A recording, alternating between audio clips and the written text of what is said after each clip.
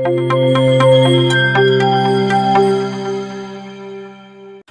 Friends, birth mark Telugu dubbing తో ఆహాలో ఈ రోజు రిలీజ్ అయింది. ఈ మూవీ ఎలా ఉందో ఇప్పుడు తెలుసుకుందాం.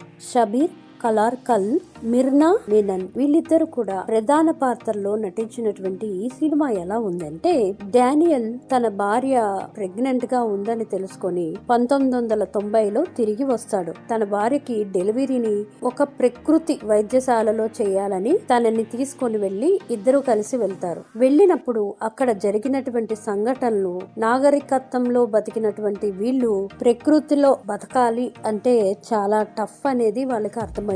ఎలా అంటే స్మోక్ చేయకూడదు, కొన్ని రిస్ట్రిక్షన్స్ అయితే చాలా పెడతారు. సో వాళ్ళు ఎలా వీళ్ళందరినీ ఎదుర్కొని బేబీని ఎలా కన్నారు అన్నదే ఈ మూవీ. ఈ మూవీ చూస్తున్న అంతసేపు కూడా మనకి ఏదో ఆర్ట్ ఫిలిం చూసినటువంటి ఫీలింగ్ వస్తుంది తప్ప వేరే ఏమీ రాదు. అలాగే ఈ సినిమాని చాలా బోర్ కొట్టించే విధంగా తీశారు. చాలా స్లోగా నడుస్తూ ఉంటుంది.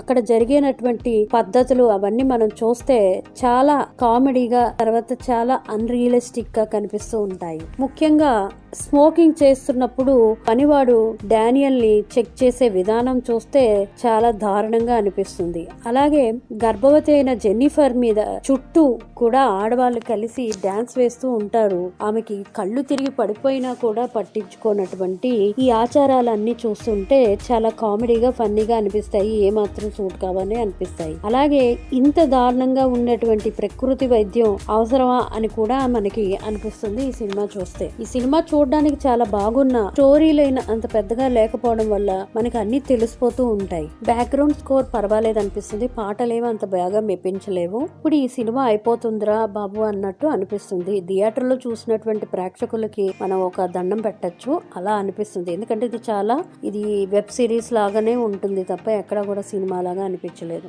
ఇక యాక్టింగ్ విషయానికి వస్తే విన్నర్ రవి, అలా షబీర్ కలార్కల్ వీళ్ళిద్దరూ బాగానే నటించారు. మిన్నర్ అలాగే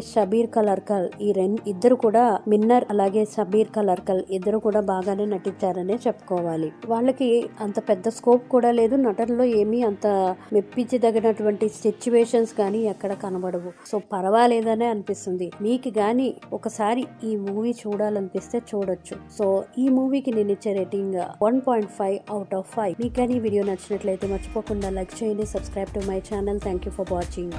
ప్లీజ్ సబ్స్క్రైబ్ చేసుకోండి.